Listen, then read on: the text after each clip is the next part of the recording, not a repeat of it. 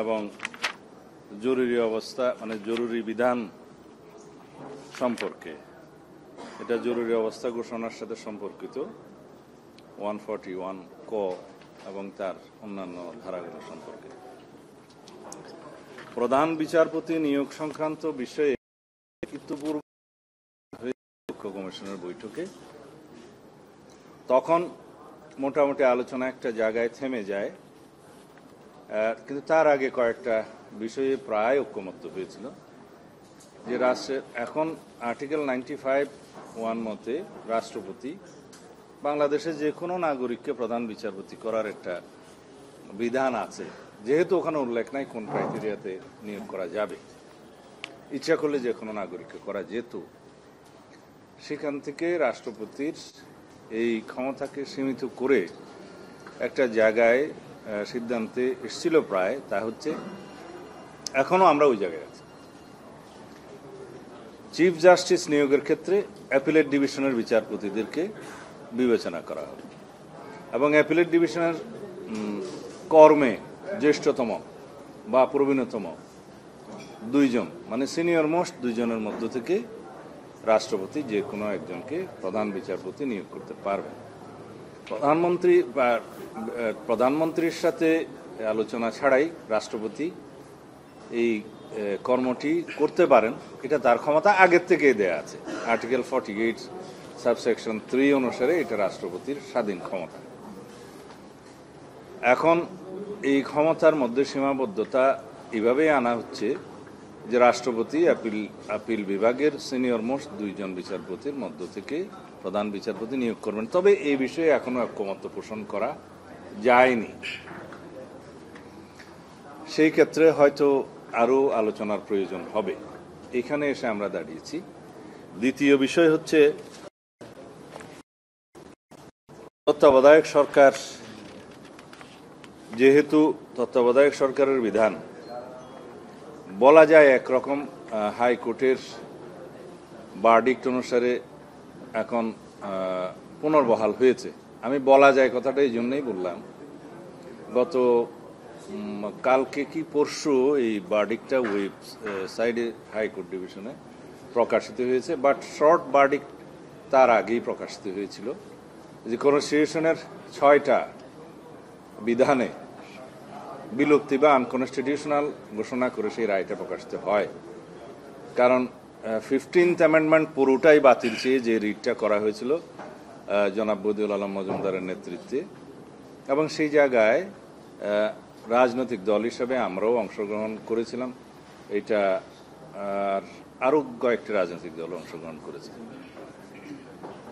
তাতে বিস্তারিত শুনানির পরে যে বিধানটি যে বিষয়টি সিদ্ধান্তে এসছে হাইকোর্ট ডিভিশন শর্ট ভার্ডিক্টে দিয়েছে, তাতে তত্ত্বাবধায়ক সরকারের বিধান যেমন 58 ক 2 পরিচ্ছেদ যে বিলুপ্ত ঘোষণা করা হয়েছিল, 15th অ্যামেন্ডমেন্টের যে আইনটা, সেই আইনের সংশ্লিষ্ট সেই দফাগুলো আনকনস্টিটিউশনাল ডিক্লেয়ার করার মধ্য দিয়ে। তার মানে দাঁড়ায় অন্যান্য বিধানগুলো বললাম না, যেহেতু সময় আপনাদের নষ্ট হবে, তত্ত্বাবধায়ক সরকারের বিধানটাতেই থাকলাম। সেই জায়গায় তত্ত্বাবধায়ক সরকারের পুনর্বহাল হয়েছে আপাতত বলা যায়। তবে যেহেতু 15th অ্যামেন্ডমেন্ট পুরোটাই বাতিল চেয়ে এই রিটটা করা হয়েছিল, সেই জাজমেন্টটা প্রকাশিত হওয়ার পরে এখন সেটা অ্যাপিলেট ডিভিশনে হয়তো বা আপিল হবে, যতটুকু আমি শুনছি। তখন হয়তো আরও অন্যান্য বিধান সম্পর্কে বিচারকরা বিবেচনা করতে পারেন, সেইটা এখন বলার সময় আসেনি। 13 অ্যামেন্ডমেন্ট যে বাতিল করা হলো ইতিপূর্বে জাস্টিস খায়রুল হকের নেতৃত্বে, সেইটার শুনানি এখন পেন্ডিং আছে আপিলেট ডিভিশনের রিভিউতে। সেই রিভিউটার শুনানি আশা করি শুরু হবে। সেটাতে যদি একটা জাজমেন্ট পাওয়া যায় জনগণের পক্ষে, তখন বলা যাবে অন্তত এই তত্ত্বাবধায়ক সংক্রান্ত বিধানটা পুরোপুরি। এটাকে আইনের ভাষায় বা কোর্টের ভাষায় বলা যায় যে ডক্ট্রিন অফ এক্লিপস, যেটা এক্লিপস ডক্ট্রিন নামে পরিচিত। যদি এই জাজমেন্টটা তত্ত্বাবধায়ক সরকার বিধান বাতিলের আদেশটা নাল অ্যান্ড ভয়েড বা আনকনস্টিটিউশনাল বা with of no legal effect যদি ডিক্লেয়ার করা হয় বা জাজমেন্টটা সেট অ্যাসাইড হয়ে যায়, তখন ওই বিধানটা রিপ্লেস হবে। এটাকে বলা হয় ডক্ট্রিন অফ ইক্লিপস আর কি, ইক্লিপসেশন, মানে ইয়াটা কি যেন বলে, গ্রহণ যদি সরে যায় আগেরটা বহাল থাকে, সেই হিসাবে বহাল হবে তখন। কিন্তু তত্ত্বাবধায়ক সরকারের বিধান ওই অবস্থায় থাকবে কিনা সেই বিষয়ে বিতর্কটা চলছে। কারণ ওই জাজমেন্টেই বলা ছিল যে জুডিশিয়ারিকে এক্সক্লুড করে যেন তত্ত্বাবধায়ক সরকারের গঠন প্রণালীটা বিবেচনা করে জাতীয় সংসদ, তখন এটা বাইন্ডিং করা হয়নি, শ্যাল কনসিডার বলা হয়নি, এটা মে কনসিডার, বিকজ জুডিশিয়ারি ডিকটেট করতে পারে না লেজিসলেচারকে, সেই জন্য ওইভাবেই সম্ভবত ল্যাঙ্গুয়েজটা লেখা হয়েছিল। এখন সুপ্রিম কোর্টে আপিলে যাই কিছু নির্ধারিত হোক না কেন, এরপরেও জাতীয় সংসদ তার অরিজিনাল জুরিসডিকশন হিসাবে লেজিসলেশন করতে পারে, এবং সেই হিসাবে তত্ত্বাবধায়ক সরকারের সেই বিধানগুলোতে কি কি প্রস্তাব আরও দেওয়া যায় জুডিশিয়ারিকে এক্সক্লুড করে। যেহেতু জুডিশিয়ারি এই এক্সিকিউটিভের ফাংশনে আসলে তাদের অনেক বেশি বিভিন্নভাবে প্রভাবিত হওয়ার সম্ভাবনা থাকে, সেই দৃষ্টিকোণ থেকে সবাই এই মতামত দিচ্ছে। তবে এই জায়গায় সবাই একমত যে বিচার বিভাগকে তত্ত্বাবধায়ক সরকারের গঠন প্রণালী থেকে বাইরে রেখে যদি আরও একটা, দুইটা, তিনটা আমরা বিকল্প সাজাতে পারি, জাতীয়ভাবে ঐক্যমত্য আসা যায়, তখন সেগুলো বিবেচনা করা হবে। এখানে আমার আরও একটি প্রস্তাব ছিল যে বর্তমান বিধানটা বহাল রাখা যাবে, সেটা বিকল্প হিসাবে 3, 4 অথবা 4, 5, 6 এইভাবে যেন আসে। তার আগেরগুলো যদি আমরা এক্সপ্লোর না করতে পারি, যে বিকল্পগুলো হয়তো আমরা এখানে আজকে আলোচনায় আসতে পারিনি, পরে হয়তো সেই বিকল্পগুলো নিয়ে আলোচনা করে এক জায়গায় আসা যাবে। সেরকম অনেক বিকল্প এখানে সাজানো আছে, আমি বিস্তারিত বলবো না, যেহেতু এই বিষয়ে তর্ক চলছে এখনো। সেই 1, 2, 3 বিকল্প যদি আগে আমরা এক্সপ্লোর না করতে পারি, যদি এখানে সিদ্ধান্তে জাতীয় উপনীত না হতে পারে, তখন যখন তত্ত্বাবধায়ক সরকার গঠনটা শুরু হবে সংসদের মেয়াদ শেষে অথবা সংসদ ভেঙে গেলে, তখন যাতে 1, 2, 3-এর পরে বর্তমান বিধানগুলো ফলোড করা হয়। তার মানে ওটা 4 থেকে শুরু হবে, 5 থেকে শুরু হবে, 6 থেকে শুরু হবে। এবং লাস্টের একটা বিষয় আসছে যে রাষ্ট্রপতির বিধানটা একদম শেষ পর্যায়ে রাখা যায় কিনা। তা আমার মতামত হলো যে একদম যদি শেষ অপশন হিসেবে রাষ্ট্রপতিকে রাখা যায়, এটা হচ্ছে একটা আইনের একটা বিধান রাখা, যে এক সময় গিয়ে হয়তো একটা পর্যায়ে যদি কোনো প্রভিশনে একমত না হয়, তখন একটা জায়গা যাতে খালি না থাকে, সেজন্য সেই বিধানটা রাখা যায়। তবে এই বিষয়ে ঐক্যমত হয়নি। আমরাও খুশি হব যদি সেই বিধানটার বিকল্প কোনো বিধান রাখা যায়, রাষ্ট্রপতিকে এই জায়গায় যাতে না আসতে হয়। তাহলে পরে অতীত অভিজ্ঞতা থেকে আমরা যেটা শিখেছি, সেই তিক্ত অভিজ্ঞতা হয়তো আর নাও হতে পারে। এটা এখনো আলোচনা চলছে, সেটা তারা কম্পাইল করে আরেকদিন আলোচনার জন্য রেখেছে।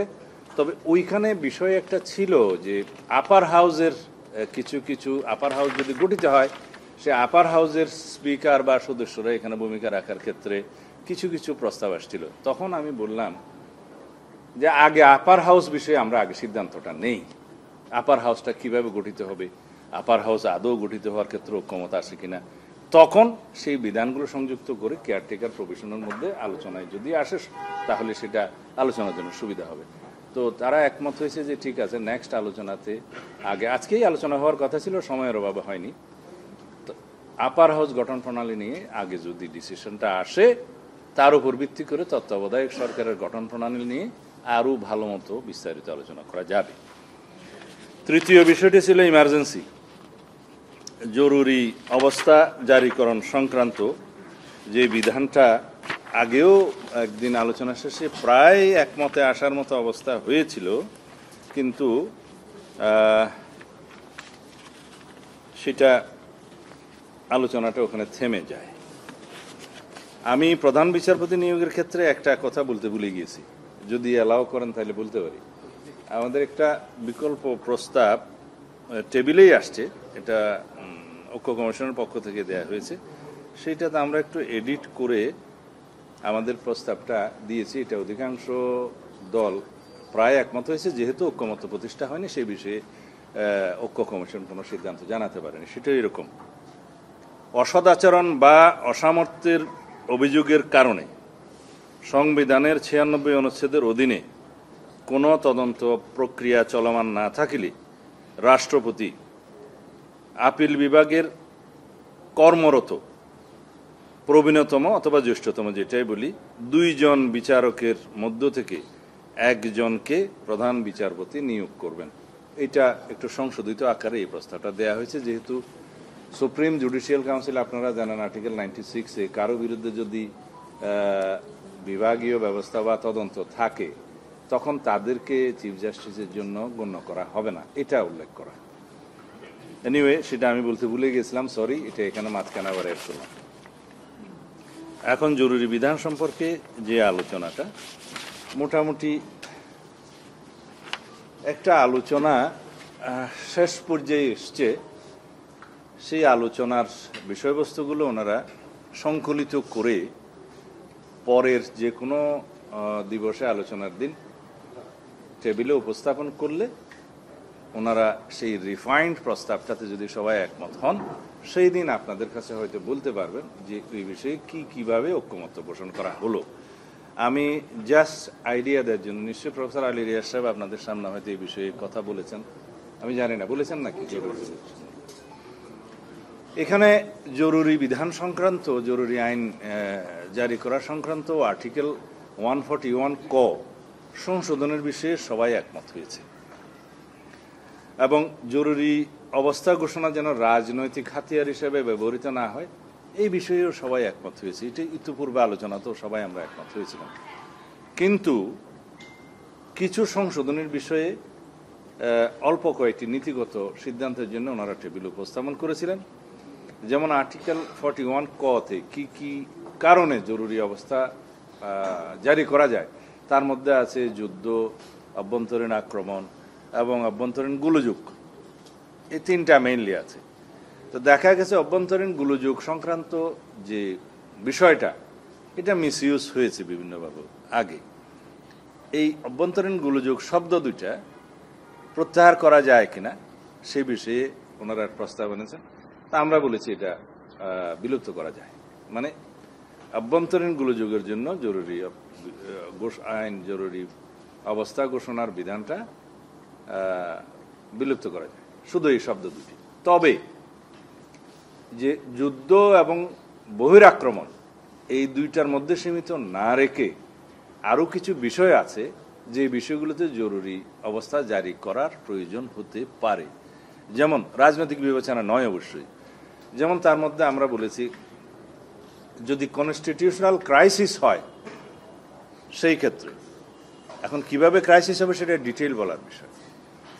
যদি রাষ্ট্রীয় অখণ্ডতা, স্বাধীনতা, সার্বভৌমত্বের প্রতি হুমকির কোনো কারণ হয়ে থাকে, আমি এখানে অখণ্ডতা ক্ষেত্রে অনেকে বলেছে বিদ্রোহ, কারণ বিদ্রোহ শব্দটারও মিসইউজ হতে পারে বলে একটা বিশ্লেষণ এসছে যে কোনো বিষয়টাকে বিদ্রোহের নাম দিয়ে জরুরি অবস্থা করা যেতে পারে।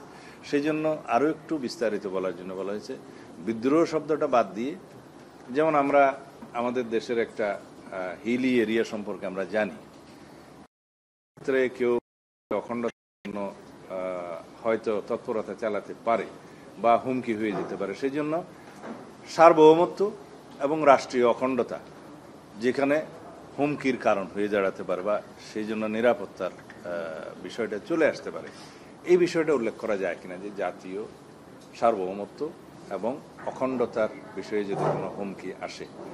আরেকটা বিষয় আমরা অ্যাড করতে বলেছি, সেটা হচ্ছে কোনো কারণে এমন মহামারী ছড়িয়ে পড়ল যেটা এপিডেমিক বলেন বা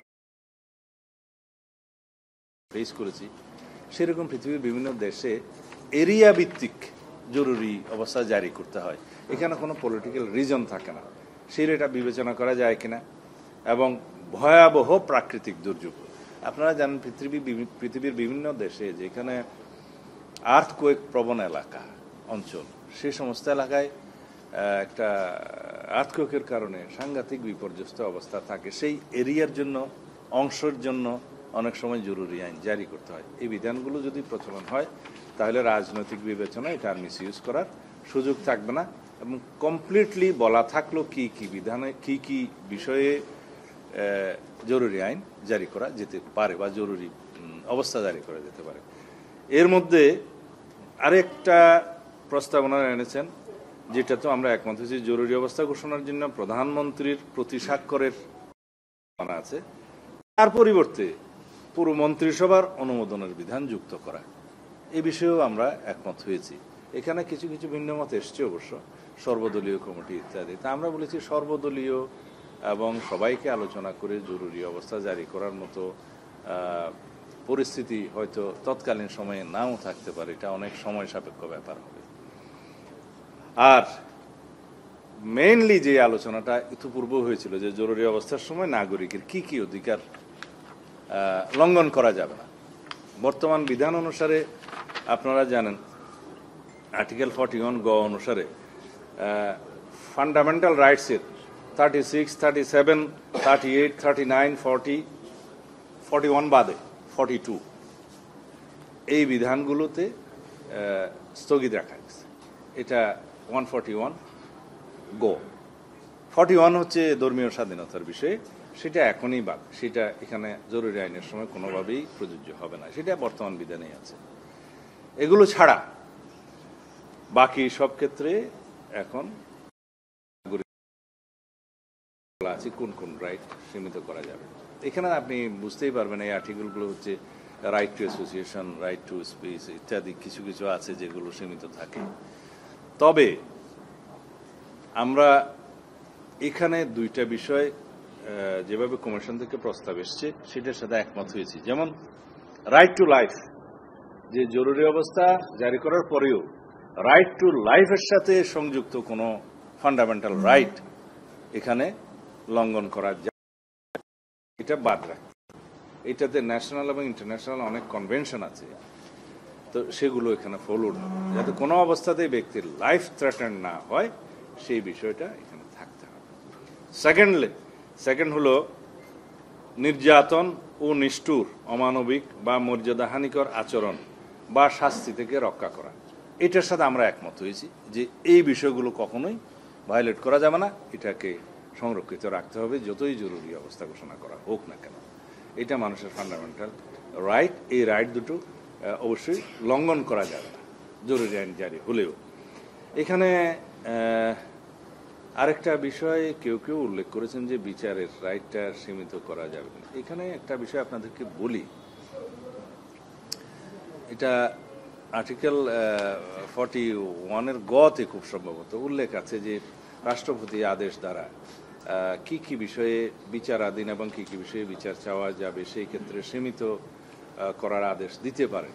কারণ জরুরি আইনকে চ্যালেঞ্জ করে যদি কেউ কোর্টে যায়, ফান্ডামেন্টাল রাইটস প্রোটেক্ট করার জন্য, এনফোর্স করার জন্য যদি কেউ কোর্টে যায়, তখন জরুরি আইনের চ্যালেঞ্জ হয়ে যায়। এগুলোর বিষয়ে কিছু কিছু আদেশ আছে। সুতরাং আমরা বলেছি যে জরুরি আইনের বিধান যখন জারি হয়, আর্টিকেল 44 অনুসারে যে ফান্ডামেন্টাল রাইট এনফোর্স করার জন্য একটা বিধান দেয়া আছে যে কোনো নাগরিক তার ফান্ডামেন্টাল রাইটস এনফোর্স করার জন্য according to 102 of the constitution কোর্টে যেতে পারবে, সেই বিধানটা কিছু কিছু ক্ষেত্রে সীমিত করা হয়, সেটা থাকা উচিত। আদারওয়াইজ জরুরি আইন কোনো কার্যকর হবে না। তো সুতরাং এই বিষয়ে আমরা আমাদের মতামতটা দিয়েছি। আর আমি একটা কথা এখানে সাজেশন আকারে কমিশনের বিবেচনার জন্য বলেছি, যদি রাইট টু লাইফের ক্ষেত্রে এমন কোনো প্রভিশন আসে, যেটা আপনারা জানেন যে আর্টিকেল 47(3) অনুসারে যুদ্ধাপরাধ, মানবতা বিরোধী অপরাধ, গণহত্যা ইত্যাদি দায়ে যাদের বিরুদ্ধে প্রসিকিউশন বিচারের অবস্থা থাকে, সেই ক্ষেত্রে আর্টিকেল 47(3) অনুসারে যারা অভিযুক্ত হয় তাদের ক্ষেত্রে কিন্তু আর্টিকেল 47 ক 1 and 2 অ্যাপ্লিকেবল হয়। দ্যাট মিনস কনস্টিটিউশন 1 এবং 25 অনুসারে বিচারপ্রাপ্তির অধিকার এবং দণ্ড ইত্যাদির বিধান যেগুলো আছে আর্টিকেল 31 and 35 অনুসারে, এগুলো আর তাদের ক্ষেত্রে প্রযোজ্য হয় না। তো সুতরাং আমি বলেছি এই রাইট টু লাইফ এর ক্ষেত্রে এবং অন্য আরেকটা যে সেকেন্ড বিষয় উল্লেখ করা হয়েছে সেটার ক্ষেত্রে একটু subject to the provision of article 47 subsection 3 এবং আর্টিকেল 47 1 and 2 ক 1 and 2 এর ক্ষেত্রে আর্টিকেল 47 ক 1 and 2 এই দুইটা যেন রাখা হয় সাবজেক্ট টু দি। আবার বলি, আর্টিকেল 47 সাবসেকশন 3 যাদের ক্ষেত্রে প্রযোজ্য হবে, তাদের ক্ষেত্রে আর্টিকেল 47 ক 1 and 2 এটাও প্রযোজ্য হয়, এবং সেই ক্ষেত্রে আর্টিকেল 31 and 35 তাদের ক্ষেত্রে প্রযোজ্য হবে না। এইটা যদি একটু সাবজেক্ট টু কন্ডিশন দিয়ে রাখা হয়, তাহলে ভবিষ্যতে যারা যুদ্ধ অপরাধ, মানবতা বিরোধী অপরাধ এবং গণহত্যা এই তিনটা বিষয়ে অভিযুক্ত হবে, তাদের ক্ষেত্রে এই ফান্ডামেন্টাল রাইটসের ক্ষেত্রে বলার সময় যাতে কোনো সুযোগ না নিতে পারে, এই বাহানায় যে রাইট টু লাইফ এটা তো এক্সক্লুড করা আছে। যদিও এটা ইমপ্লাইড, আঠার করে দিলে ভালো। যদিও এটা ইমপ্লাইড, আমি আবার রিপিট করছি, তারপরও আঠার করে দিলে এটা ভালো। এই সাজেশন করতে পারেন, নেক্সট ডেতে আলোচনা হয়তো আসতে পারে। আমার মনে হয় আজকে এখানে শেষ করতে পারি। এখন কমিশনের এই আলোচনার এগিয়ে যাওয়ার যে গতি, আমি যদি এখন কমিশনের গতি নিয়ে কথা বলি, তাইলে তো আমার সমালোচনা আরো বেশি করা হবে। আমি আশা করি রিজনেবল টাইমের মধ্যে এই আলোচনা সমাপ্ত হওয়া উচিত, এটা আমার মন্তব্য।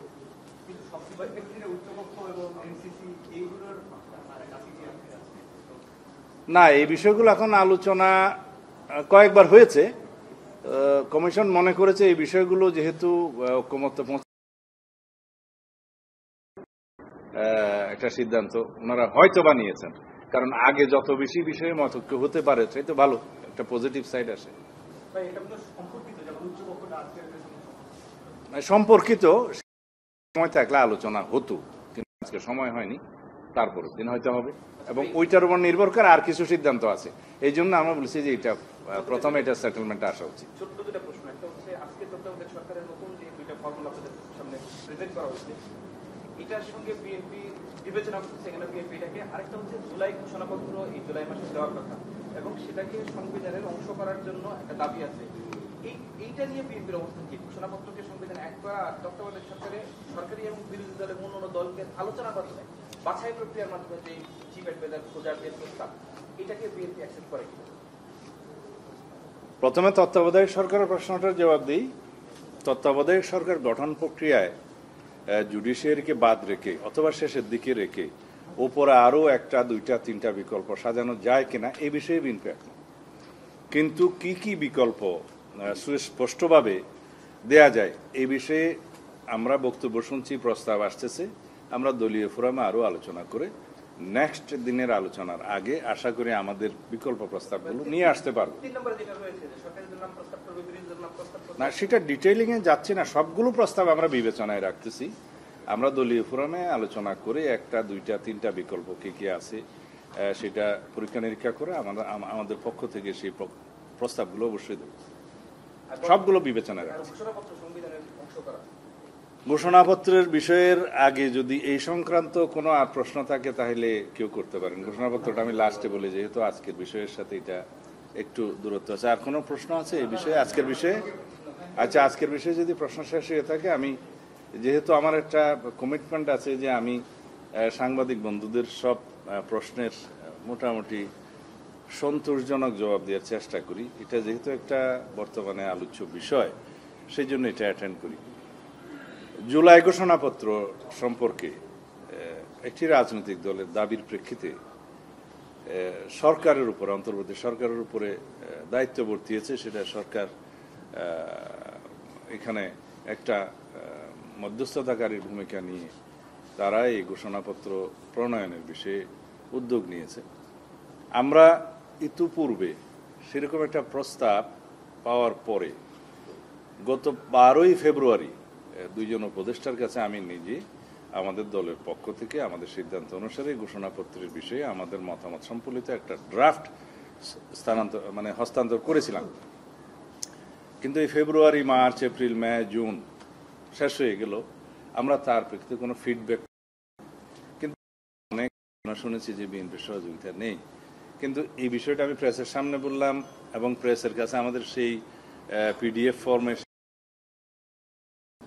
আগে যেটা দিয়েছিলাম সেটা সম্ভবত দেয়া হয়েছিল। গত কয়েকদিন আগে সরকারের একজন উপদেষ্টা আমাদের মহাসচিব এর একটা ঘোষণাপত্র সংক্রান্ত আমাদের আমরা দিয়েছিলাম, তার কিছু কিছু অংশ করে সেই প্রস্তাবটা দেওয়া হয়েছে।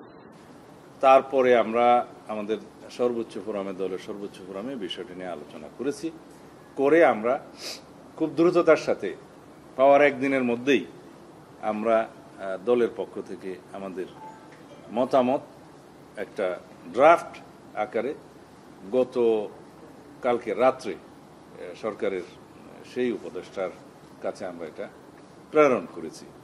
এখন পরবর্তী সিদ্ধান্ত কি হয়, আলোচনা কি হয়, এই জন্য বলছি, কারণ ওখানে এমন কিছু প্রস্তাব আছে যে রাজীব বুদ্ধে বলছিল কি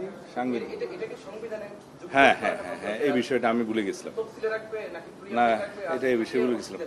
তা আমি এখন যেহেতু ড্রাফটটা আমরা সরকারের কাছে দিয়েছি, এই বিষয়ে হয়তো গোপনীয়তা রক্ষা করা আমার জন্য উচিত হবে। শুধু এইটুকু আপনাদের কাছে বলতে চাই যে স্বাধীনতা পরবর্তী কালে, স্বাধীনতা পরবর্তী অবস্থায় যারা জাতীয় সংসদ এবং প্রাদেশিক সংসদে, অ্যাসেম্বলিতে যারা ইলেক্টেড হয়েছিলেন, তাদের সমন্বয়ে, তাদের সবার সাথে সম্পৃক্ত করে যুদ্ধকালীন সময়ে রাষ্ট্র পরিচালনার জন্য একটি অন্তর্বর্তীকালীন সরকার হোক, প্রবাসী সরকার হোক, যে নামেও একটা সরকার গঠন করা হয়েছে, সেই জনপ্রতিনিধিরা, ইলেক্টেড প্রতিনিধিরা একটা ঘোষণাপত্র রেডি করেছে।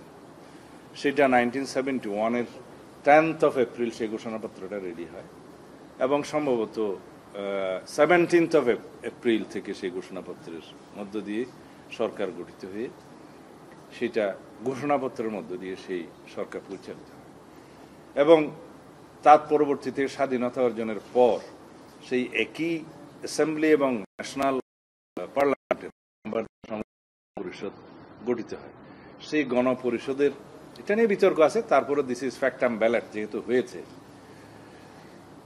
সেই গণপরিষদে 1 বছর আলোচনা করে সংবিধান প্রণয়ন করা হয়।